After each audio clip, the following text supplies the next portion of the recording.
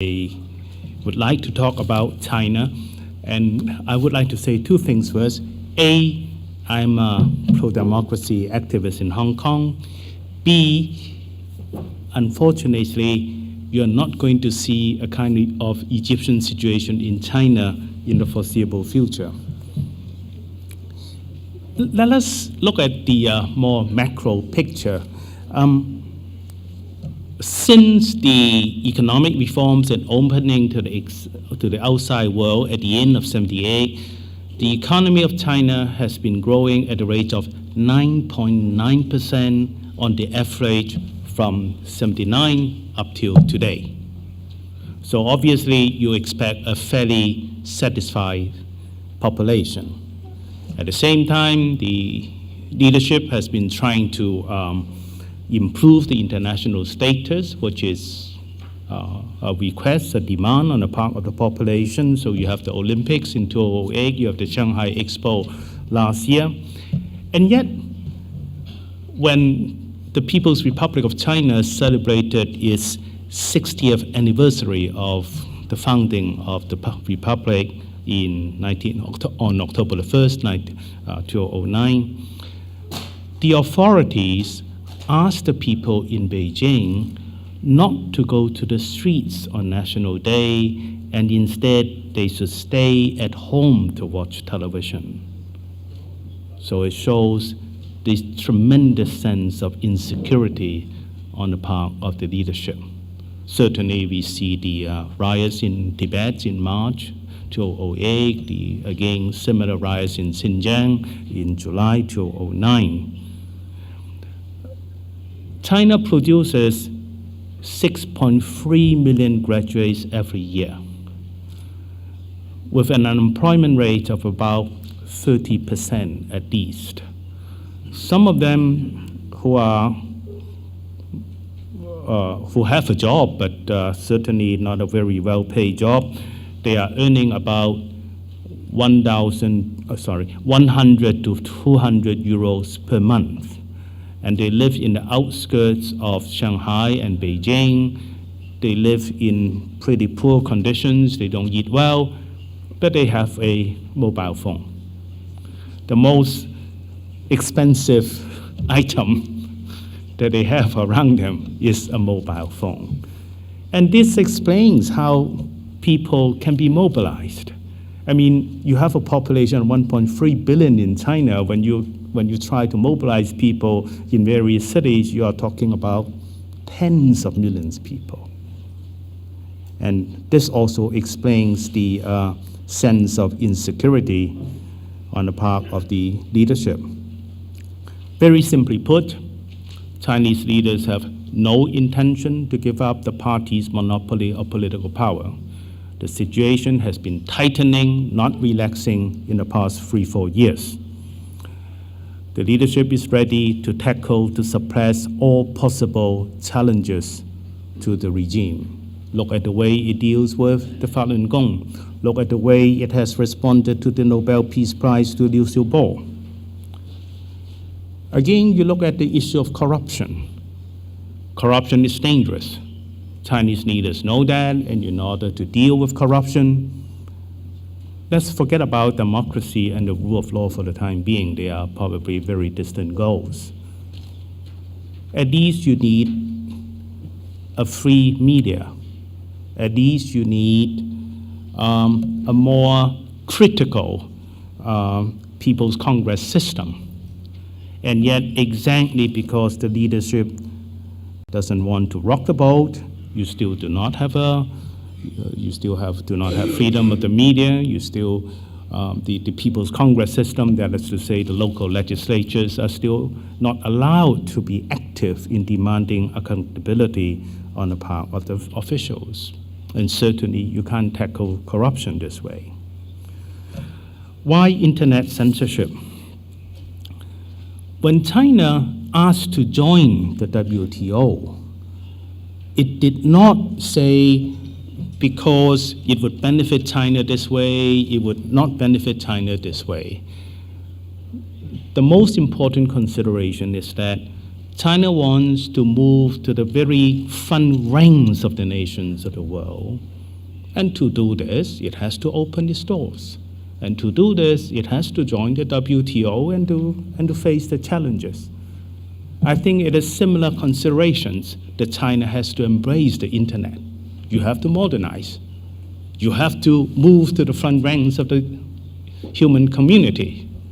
And therefore, you have to embrace the internet and accept the challenges, the risks, and so on. And yet, there are obvious bottom lines. I come from Hong Kong. Hong Kong is a very costly place. We are fortunate to remain a rather active international financial center. We have an edge over Shanghai exactly because we have the rule of law. We still have almost perfect freedom of information flow. Shanghai doesn't have these two assets, and that is exactly why we continue to survive as a pretty prosperous international financial center. So this is, in turn, an illustration of the Chinese authorities' willingness to pay the price.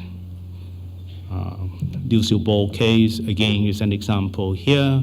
Obviously, Chinese authorities perceive the price as part of a strategy of peaceful evolution on the part of the Western countries. And therefore, this strategy, this offensive, had to be dealt with. And the Chinese leaders certainly knew that they had to pay very heavy prices. And this again demonstrates that political and ideological considerations usually prevail. How does the internet censorship operate in China? It's not purely technical. Certainly, the authorities have spent a lot of money. We don't know how much. They have certainly spent a lot of money on what they call a Golden Shield project to introduce all types of firewalls, all types of censorships, and so on, so that in recent weeks, if you try to access Egypt, you will find the item has been blocked, and you can't find anything. And normally, if you try to access Falun Gong or Tibet or Dalai Lama, you don't get anywhere. Certainly, there are many Chinese people, especially the young people, who are sophisticated enough, skillful enough to overcome all these firewalls. I'm not one of them, but they are very clever people. Then Chinese authorities will have to resort to the usual tactics of organizational power. So it has to control the internet cafes. Internet cafes today are run by the Communist Youth League. So you have to, every operator of internet cafes will keep a close monitoring of people who come and use the facilities at the internet cafes.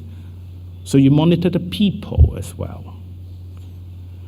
There are additional measures. For example, there are teams of writers who write, who offer blogs and so on, who do propaganda stuff on the internet on behalf of the government, towing the government line, the party line. And they are paid to do this. There are various estimates of how many people have been involved, and one estimate would be around 300,000. The fact is, of course, we don't know.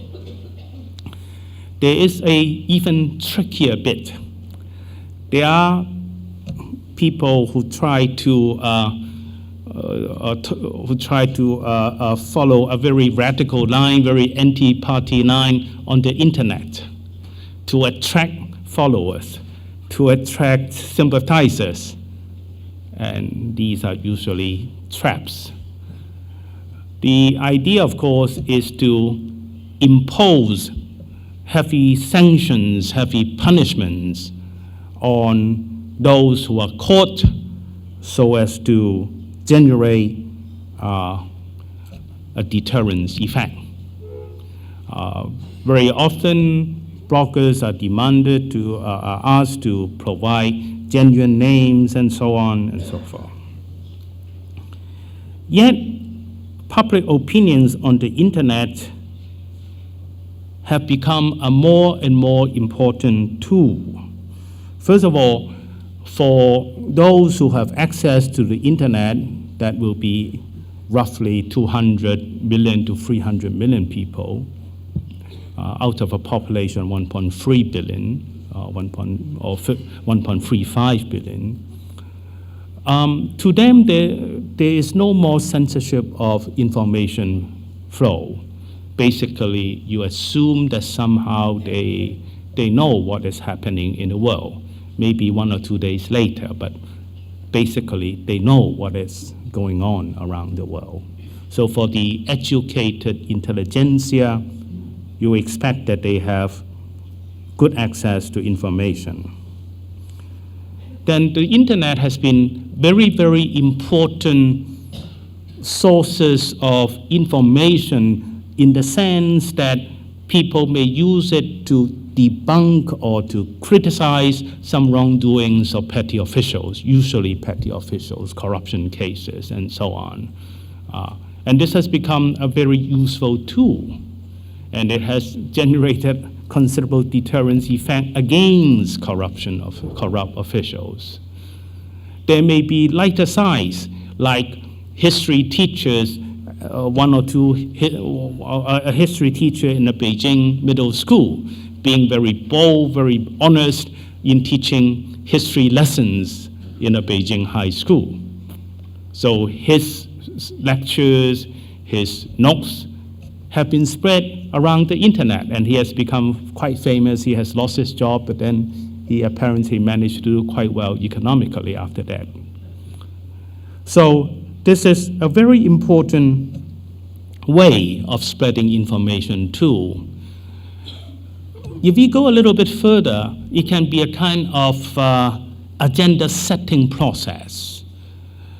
Agenda setting in the sense that you do not challenge the regime as yet, but you may like to articulate issues like opposition to an industrial project, opposition to an infrastructure project in your neighborhood, which is seen to be damaging to the local environment and so on, and you can mobilize people to do a kind of walking exercise kind of protest. So you just walk without doing anything.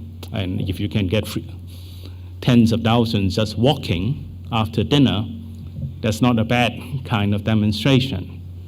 So internet can be very, very useful in that way, and given the tremendous sense of security on the part, or tremendous sense of insecurity on the part of the Chinese leadership, you can also understand why they are spending tremendous resources to try to control the internet.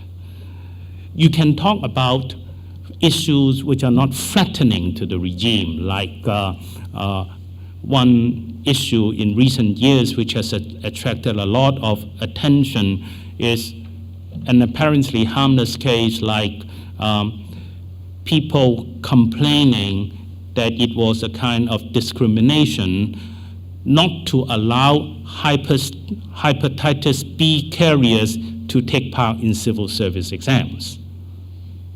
So somebody was denied the chance to sit for civil service exams because he was a hepatitis B carrier. And that generated a protest movement, and that generated a kind of human rights movement against discrimination in general. So this is a kind of situation, this is a stage of development in terms of internet. In 2004, there were anti-Japanese riots, anti-Japanese demonstrations occurring in various Chinese cities. It was seen to be a politically correct action because it's an act of nationalism. The authorities could not crack down on it, on these protests. And yet it was discovered that the protests attracted a lot of young people. And in fact, fewer elderly people took part because a very small proportion of elderly people use the internet and and cell phones and so on. So it was a bit surprising that whereas you assume that elderly people in China had stronger feelings against Japan and they would be more easily mobilized in anti-Japanese protests, in fact, it wasn't that way. More young people showed up because of the pattern of communications. Then a less encouraging scenario. Why do I say that China is not going to be an Egypt in the foreseeable future? I think the question is very simple. If you ask yourself whether living standards have been improving in the past 3 decades, and the answer is positive, and you ask yourself another question, do you expect your living standards to continue to improve in the decade ahead, and the answer is positive, then you have a good measure of social and political stability. And that is exactly what you are seeing in China today. So it's not an issue, not an urgent matter of dealing with the internet, suppressing freedom in the internet, and so on. So the formula is something like this. Economic growth, I have given you the impressive statistics. Plus, increasingly, this is a contribution of the present leadership, Hu Jintao and Jiabao. They have been building a social security net in China, covering the entire population, not just the urban population, from education opportunities to medical and health to pension funds. Chinese leaders understand that they are not in a position to stop the expansion of the gap between the rich and poor. But at least they can do is to provide a decent social security net for the less privileged. And they have spending a lot of money on this, and the impressive economic growth rates, the impressive foreign exchange reserves being built certainly help. And the central government is in a position to deliver this social security net. The third element of this formula to maintain social stability is good governance in the absence of democracy. So the authorities are trying to promote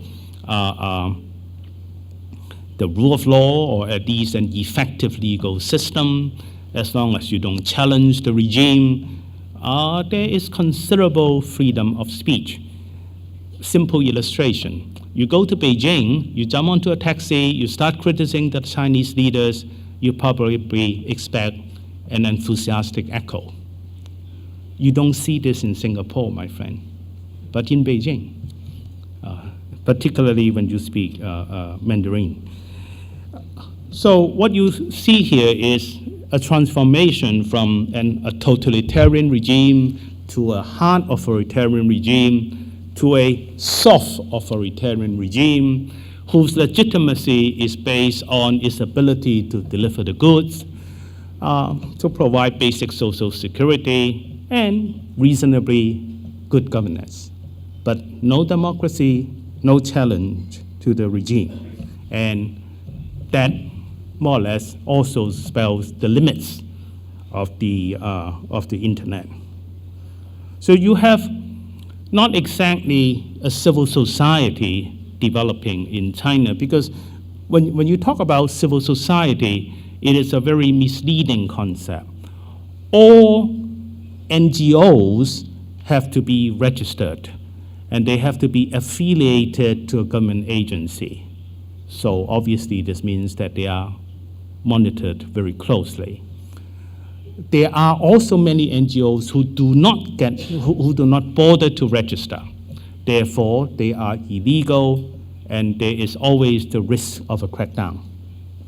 And it is these NGOs which tend to try to challenge the authorities. As I was saying, you probably have to expect that this type of soft authoritarianism will continue to last for at least in the foreseeable future.